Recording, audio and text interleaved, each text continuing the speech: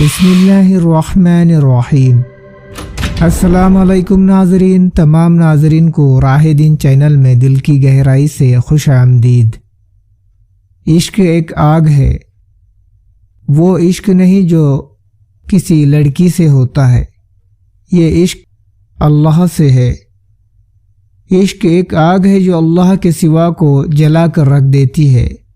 امام ربانی مجدد الف ثنی رحمۃ اللہ علیہ نے اس پر عجیب شعر لکھے ہیں۔ ایک شعر کا ترجمہ کسی شاعر نے اردو میں بھی کر دیا۔ وہ ہمارے لیے سمجھنا آسان فرمایا، عشق کی آتش کا جب شعلہ اٹھا، ماں سوا معشوق سب کچھ جل گیا۔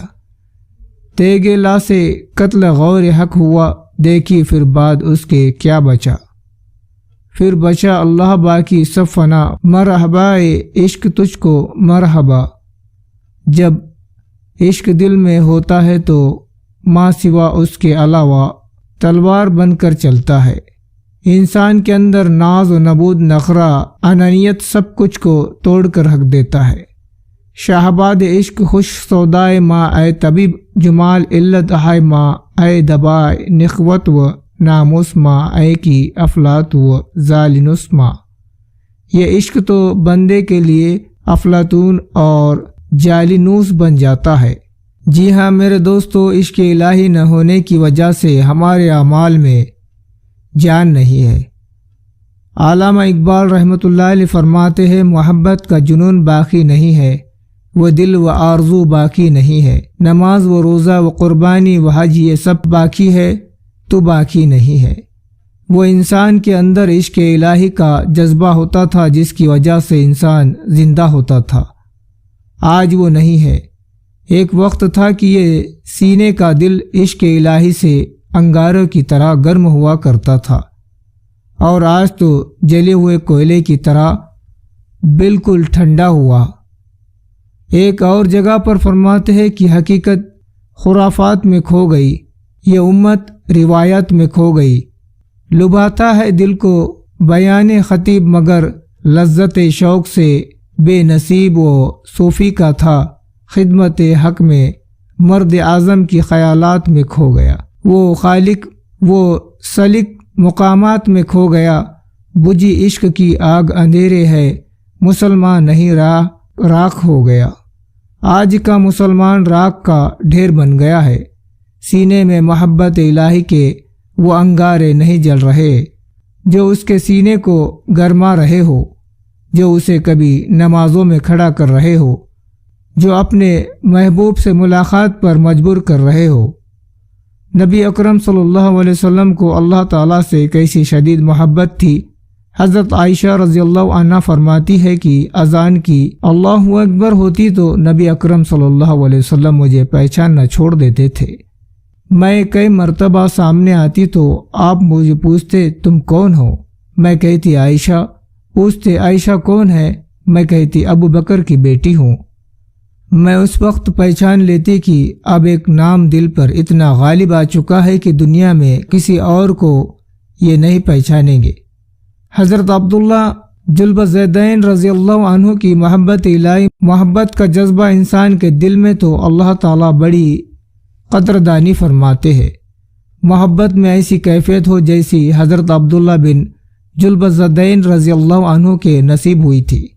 یہ ایک نوجوان صحابی تھے جو مدینہ طیبہ سے کچھ فاصلے پر ایک بستی میں رہتے تھے۔ دوستوں سے معلوم ہوا کہ مدینہ طیبہ میں ایک پیغمبر علیہ السلام تشریف لائے ہیں، لہذا حاضر ہوئے اور چوری چھپے کلمہ پڑھ لیا۔ واپس گھر آئے۔ گھر کے سب لوگ ابھی کافر تھے، لیکن محبت وہ چیز ہے جو چھپ نہیں سکتی۔ اپنی طرف سے جو چھپایا کہ کسی کو پتہ نہ چلے، مگر نبی علیہ السلام کا کوئی ذکر کرتا تو یہ متوجہ ہوتے۔ ایک دم بھی محبت چھپ نہ سکی جب تیرا کسی نے نام لیا۔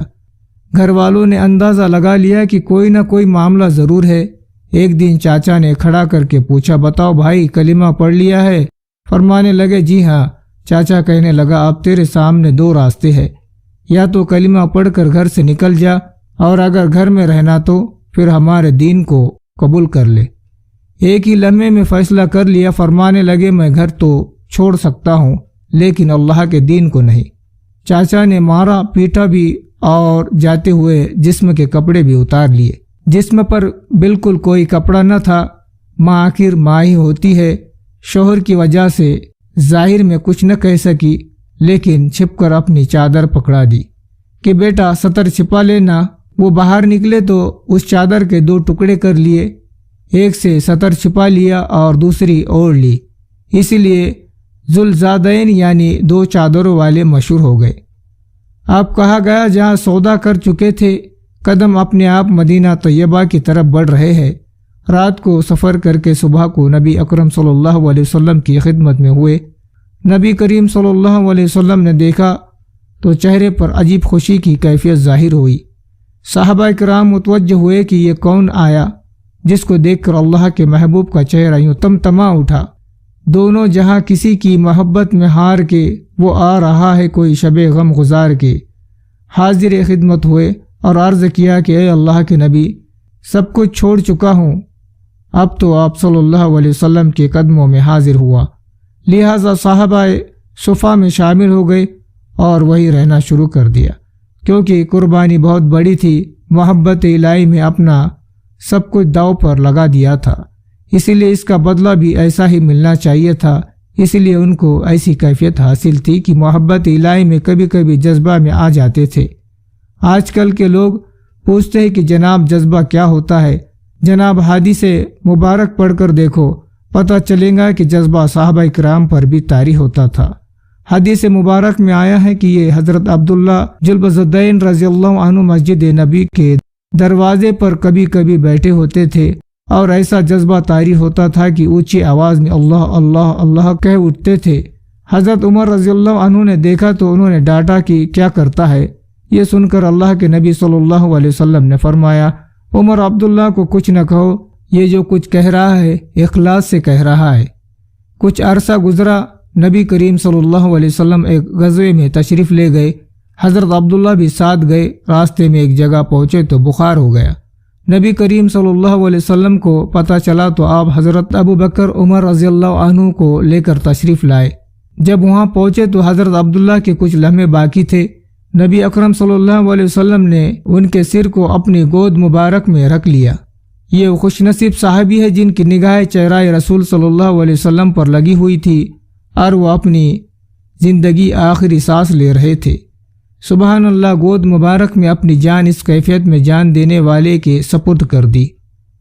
نبی کریم صلی اللہ علیہ وسلم نے ارشاد فرمایا کہ کفن دفن کی تیاری کرو۔ آپ صلی اللہ علیہ وسلم نے چادر بھجوائی اور فرمایا کہ عبداللہ کو اس چادر میں کفن دیا جائے گا۔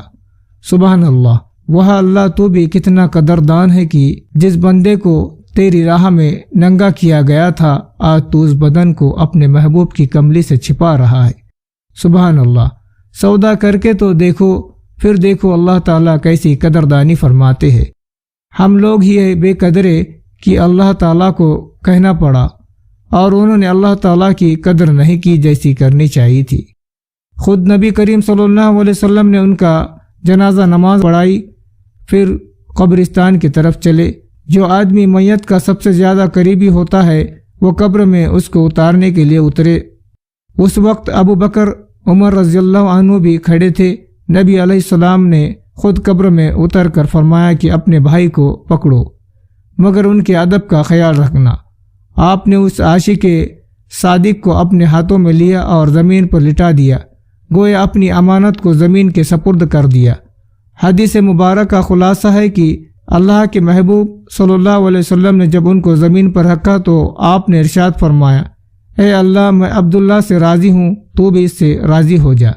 یہ ایسے بول تھے کہ حضرت عمر رضی اللہ عنہ بھی سن کر وجد میں آ گئے اور کہنے لگے، میرا جی چاہتا ہے کہ کاش آج نبی کریم صلی اللہ علیہ وسلم کے مبارک ہاتھوں میں میری میت ہوتی۔ دیکھا، محنت و مجاہد اور قربانیاں کرنے والوں کو اللہ رب العزت یوں بدلہ دیا کرتا ہے۔ آپ سوچئے کہ جو آقا اپنے کمزور بندوں کو حکم فرماتا ہے، کوئی اگر اس کے لیے قربانیاں دے تو کیا اللہ تعالیٰ قدردانی نہیں فرمائیں گے؟ ضرور فرمائیں گے۔ سبحان اللہ۔ تو ناظرین، مجھے دیجیے اجازت، ملتے ہیں ایک دوسرے ویڈیو میں۔ السلام علیکم، اللہ حافظ۔ ہمارے چینل راہ دن کی کو سبسکرائب کریں اور بیل آئیکن ضرور دبائیں تاکہ آنے والی دوسری ویڈیو آپ کو مل سکے۔ شکریہ۔